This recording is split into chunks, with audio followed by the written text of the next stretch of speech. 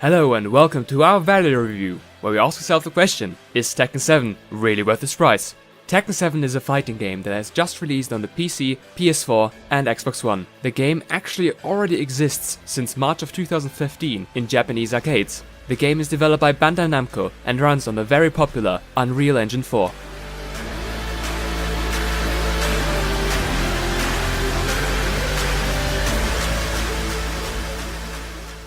What makes it distinct from other games in this genre are two key points. The first one is that while the game plays in 2D like other fighting games, the characters actually move and act in a three-dimensional space. Sidestepping to dodge some of the attacks is one of the possible maneuvers in this game. The other point would be the combo and button input mechanics in this game. While Street Fighter has both 3 punch and 3 kick buttons in light, medium and heavy variations, Tekken chooses to instead only use 4 button inputs, which represent left and right, kick and punch. Tekken also focuses on a sequence of button inputs to do combos, rather than relying on circle movements of the analog sticks. The story of the game revolves around the Mishima family, consisting of Heihachi Mishima, who is the father of Kazuya Mishima, who in turn is the father of Jin Kazama. The game starts off in the past, shortly after Heihachi killed his wife Kazumi, after finding out that she possesses the devil gene. Under the assumption that Kazuya also has this devil gene, Heihachi proceeds to throw Kazuya off a cliff. Fast forward to the current day, Kazuya survives the fall, which proves Heihachi's suspicions correct. Starting the game, it is explained to us by the narrator of the story that the world is currently at war, with the two primary factions being the Mishima Zaibatsu and the G Corporation, both of which are military firms. At this point we are being told that Jin Kazama is the leader of Mishima Zaibatsu and is actually the one who started the war in the first place. The story then unfolds from there and is mainly being told from the perspective of a reporter who is currently writing an exposé on the two companies.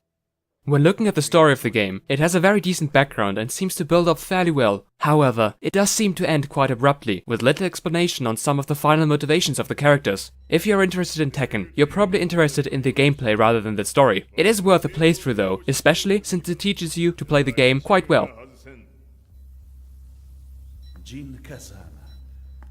So che il suo demone interiore supera perfino quello di Kazuya.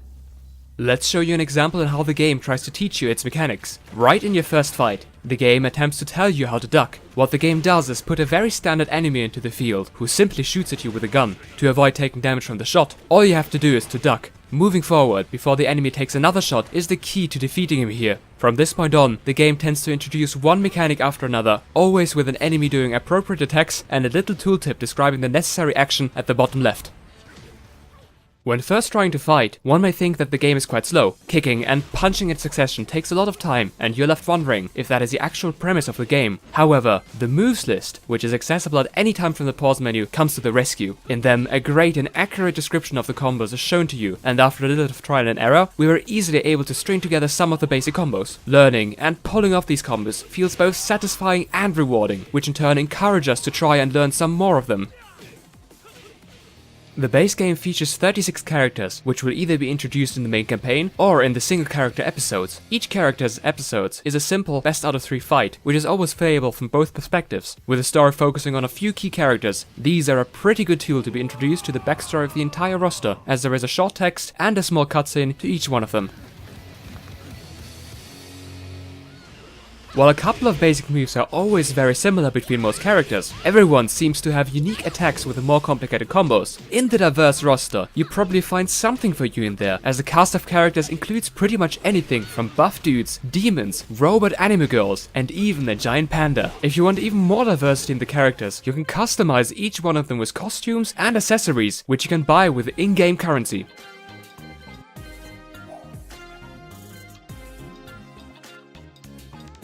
We did find a couple of things to criticize, which will probably affect novice players the most. The first is the rage mechanic. Getting to low health will activate your character's rage mode, which will allow you to unleash a very strong attack on your opponent. This means if both opponents are similarly matched, the one who reaches the low health first will be able to use this attack, and therefore defeat the opponent. This feels cheap, as you doing well is simply countered by a single attack from a low health opponent.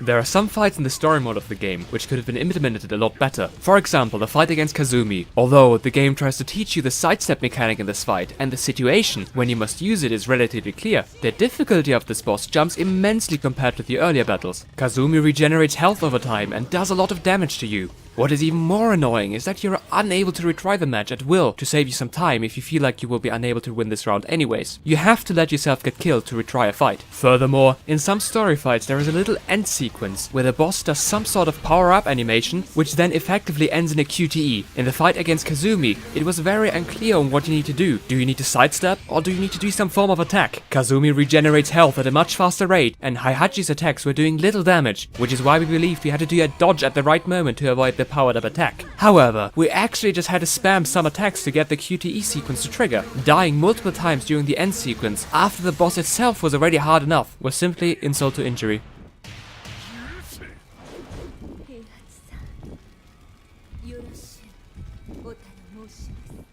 Tekken 7 has some of the best fighting game graphics we've ever seen, and it has them with a really good tactical performance too. The frame rate stayed very stable over the entirety of our playthrough, and menus and options are very well designed too. However, we were somehow only able to choose a resolution of 1600x1200 when playing in borderless windowed mode. This is a minor issue, as we're able to play at the standard 1080p in full screen mode. It is unclear to us whether this is a bug or a limitation, but be aware of this issue if you exclusively play games in borderless windowed mode.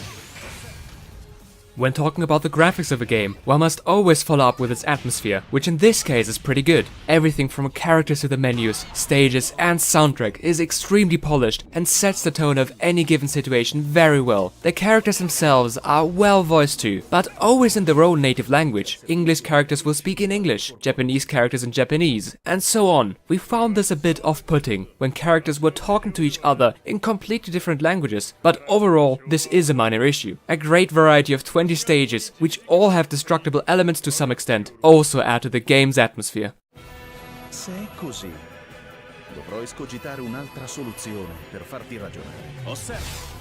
As Red Valley Gaming, we tried to review games a bit differently to others by giving a second review score in form of a monetary value. With this value, we try to give you an objective measure of the content of the game. Tekken 7 features 36 playable characters, with some of them feeling very unique, and 20 stages, which all include a somewhat destructible environment. The game runs on Unreal Engine 4 and therefore has very impressive graphics, while also delivering a very good performance on PC. The soundtrack in Tekken 7 is also quite decent, giving the game a very cool atmosphere. The game also includes all modes expected by a consumer nowadays, which is a story mode, arcade mode, training, local multiplayer and online. All in all, with the quality of the port and a good amount of content available, we believe the value of the game to be about $42.